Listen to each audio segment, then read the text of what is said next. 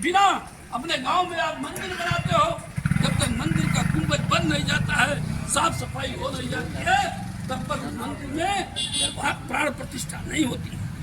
अधूरे मंदिर में सत्ता के मद में प्रधानमंत्री जी ने प्राण प्रतिष्ठा करा दिया। सत्ता के घमंड में आप पता कर लेना, अगर हमारी बात झूठी होगी अपने पंडितों से कि ये सच है कि नहीं है, तो हमारे बातों का विश्वास न करना और समाजवादी पार्टी को वोट भी न देना। हम चैलेंज के साथ करेंगे, ये बातें अगर गलत हो हमारे वक्ताओं की मेरी आपसे अपील है। ये सिर्फ ये जल्दी बल्दी में सारे संतों ने कहा, जो हमारे पुरोहित हैं, धर्माचार्य हैं पूरे देश के, उन्होंने कहा कि चैत्र रामनवमी को तब तक मंदिर भी बन जाएगा और आप तब प्राण प्रतिष्ठा करें जिस दिन भगवान राम का जन्म है।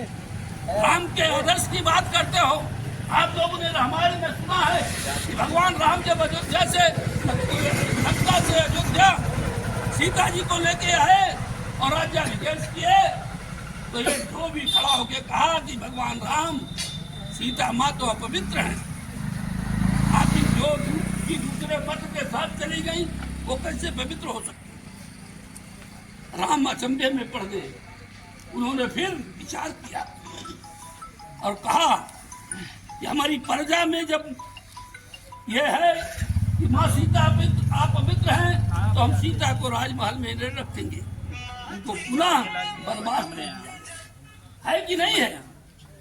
और उसके बाद में आप राम के आदर्श की बात करते हैं, राम नामी कपड़ा ओढ़ के दुपट्टा पहन के आप कहते हो हम राम के आदर्श पर बात करते हैं।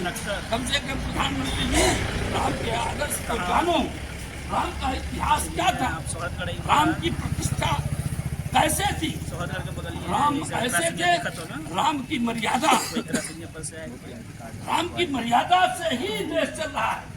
हम भगवान सोते उठते बैठते भगवान का राम का नाम लेते हैं, जब भी हमको कोई विपत्ति आती है, बीमार पड़ते हैं, तो हे भगवान कब हम ठीक होंगे। ये हालात है। ऐसी स्थिति में राम की मर्यादा का उल्लंघन करने वालों को राम भी साथ नहीं देंगे। ये कितनों दुपट्टा ओढ़ के आपके बीच घूमे, आपको सचेत करने के लिए हम लोग आए हैं। समाजवादी पार्टी इन दिनों नगर नगर ग्राम सभा पखवाड़ा जन पंचायत कर रही है।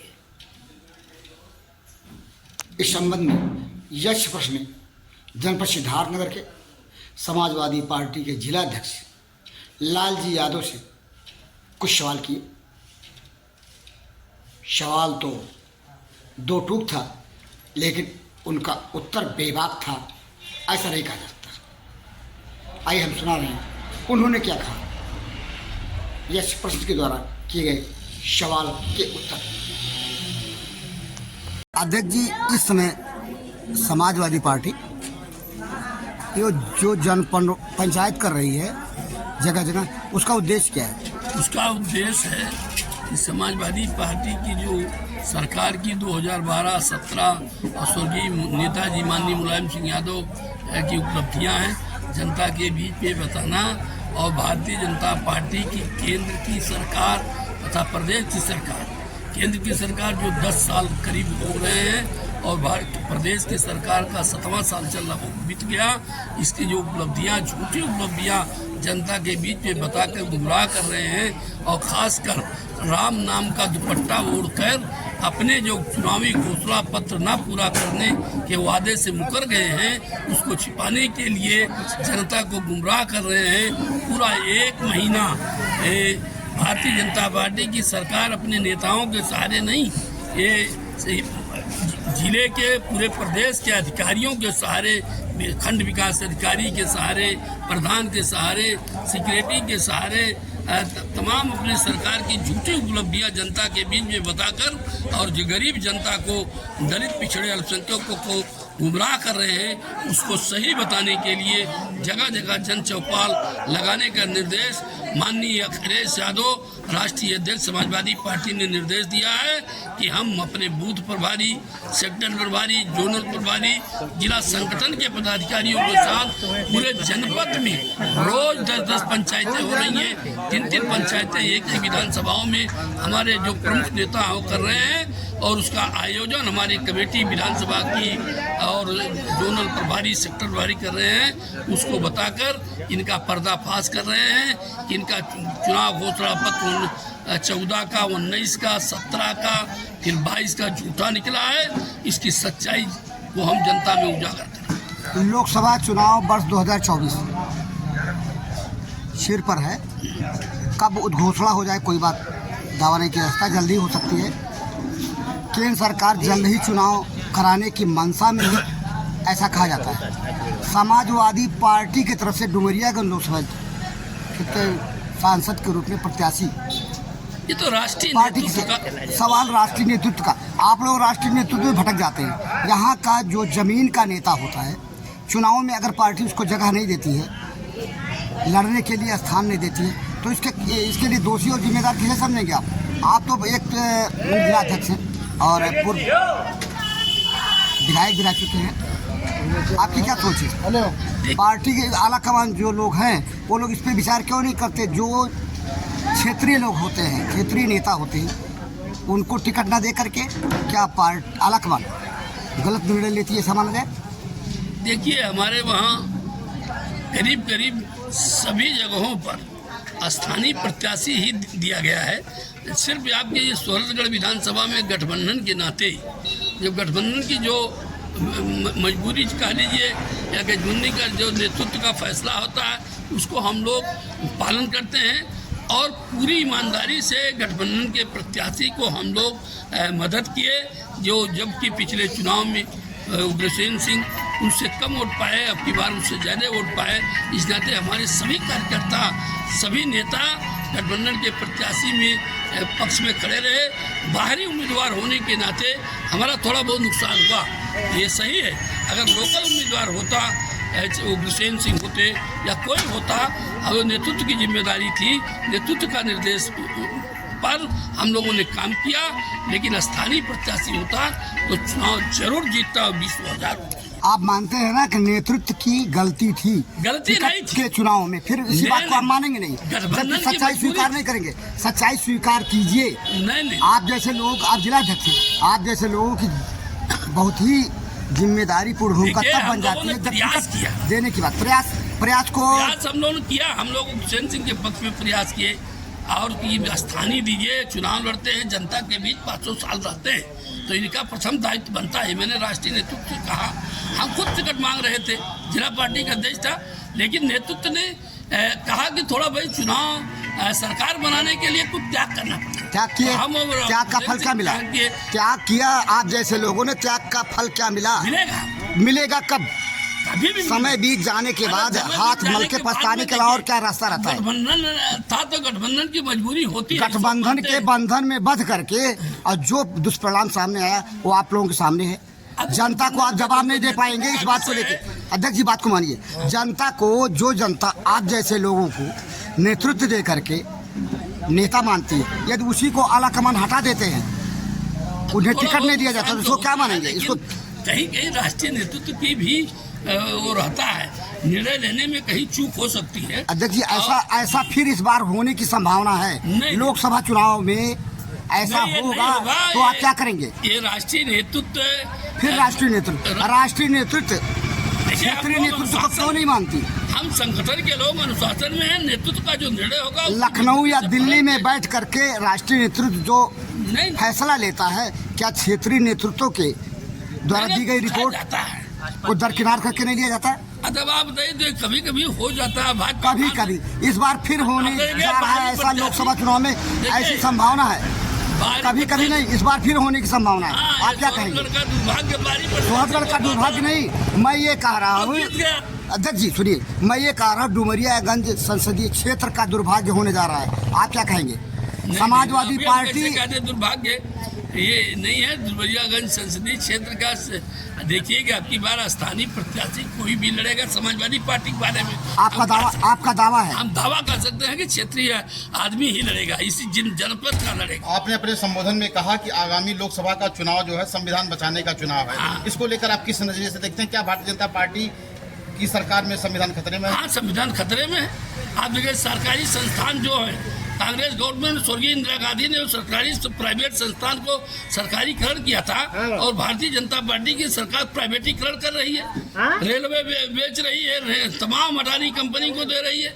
तो प्राइवेटीकरण नहीं है, ये संविधान के साथ खिलवाड़ है कि नहीं? बाबा साहब भीमराव अम्बेडकर ने संविधान के माध्यम से दलितों को नौकरियों में आरक्षण दिया।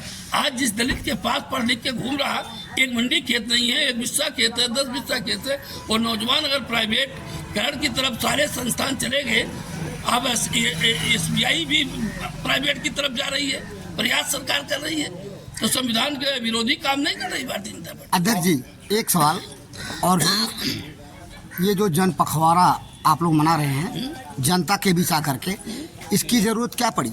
लोकसभा चुनाव के नाते समय लोकसभा चुनाव नहीं, भारतीय जनता पार्टी अपने जो 2014 में, 2017 में, 2019 में जो घोषणा की थी उसको एक भी नहीं पूरा किया, और उस घोषणा पत्र जनता के बीच में बताया जाएगा। बताने के लिए पखवाड़ा है कि भारतीय जनता पार्टी की सरकार जो वादा करती है, चाहे केंद्र की चाहे प्रदेश की डबल इंजन सरकार जो वादा करती है उसको पूरा नहीं कर रही है। उसको छिपाने के लिए राम नामी दुपट्टा ओढ़कर राम को आगे कर चुनावी बैतरणी पार करना चाहती है, और उसको नहीं होने देने के लिए समाजवादी पार्टी जन पंचायत करके PDA पखवाड़ा मना रही है कि जनता को जागरूक कर। भगवान राम की प्राण प्रतिष्ठा को लेकर के भी आपने सवाल उठाया कि बिना पूर्ण मंदिर के ही प्राण प्रतिष्ठा कर दिया गया है राजनीतिक लाभ के लिए, इसको लेकर आप क्या करेंगे? हम ये कह रहे हैं कि हमारे जो धर्म गुरु हैं, हिंदू धर्म के चारों मठाधीश, उनकी बात हम कर रहे हैं, जिसके सहारे हिंदू धर्म चलता है भारतवर्ष में।